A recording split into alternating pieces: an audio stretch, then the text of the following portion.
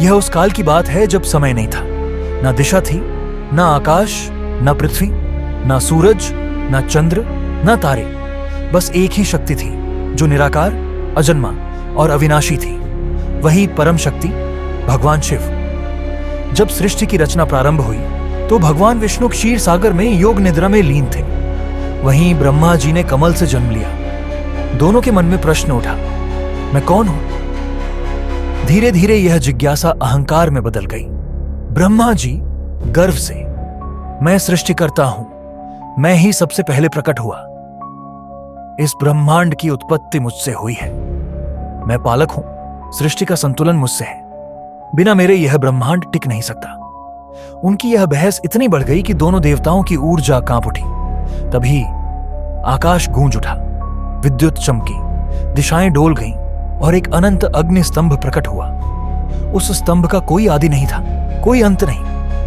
एक गूंजती हुई आवाज आई, जो इस स्तंभ का अंत जान लेगा वही सर्वोच्च कहलाएगा। ब्रह्मा और विष्णु ने चुनौती स्वीकार की। विष्णु जी ने वराह रूप धारण किया और नीचे की ओर गए। वर्षों तक खुदाई करते गए लेकिन तल न मिला। ब्रह्मा जी ने हंस रूप लिया और ऊपर उड़ चले।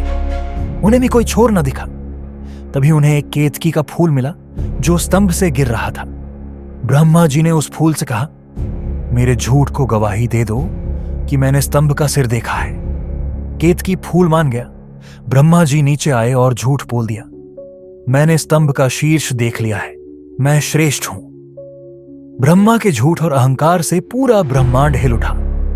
अग्नि स्तंभ से एक भयंकर गर्जना हुई और एक दिव्य रौद्र रूप प्रकट हुआ, काल भैरव। उनकी आंखें अग्नि के समान ज्वलंत थीं, गले में नरमुंडों की माला, हाथ में त्रिशूल और कपाल। वह समय का देवता जो धर्म की रक्षा के लिए अधर्म का विनाश करता है।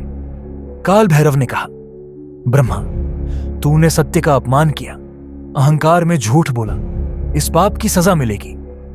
फिर उन्होंने अपने त्रिशूल से ब्रह्मा जी के 5वें सिर, जो घमंड का प्रतीक था, को एक झटके में काट दिया। ब्रह्मा के 4 सिर रह गए। 5वां गिरते ही ब्रह्मा को अपनी गलती का एहसास हुआ। अब अग्निस्तंभ से स्वयं महादेव शिवन प्रकट हुए।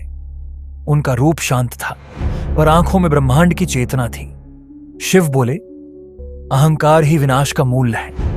ब्रह्मा, तुम्हें झूठ बोलने का दंड मिला। इस युग से कोई भी तुम्हारी पृथ्वी पर पूजा नहीं करेगा। केतकी पुष्प से कहा, तू झूठ का साथी बना, इसलिए अब तू मेरी पूजा में कभी नहीं चढ़ेगा। वह अग्निस्तंभ ही शिव का लिंग रूप था, निराकार, अनंत, अविनाशी। यही लिंग रूप आगे चलकर शिवलिंग के नाम से पूजित हुआ। शिव ने अंतिम में कहा, जो स्वयं को सबसे श्रेष्ठ समझे वह कभी श्रेष्ठ नहीं होता। श्रेष्ठ वही होता है जो अपने अहंकार का त्याग करे। मैं समय हूं, मैं शून्य हूं, मैं शिव हूं।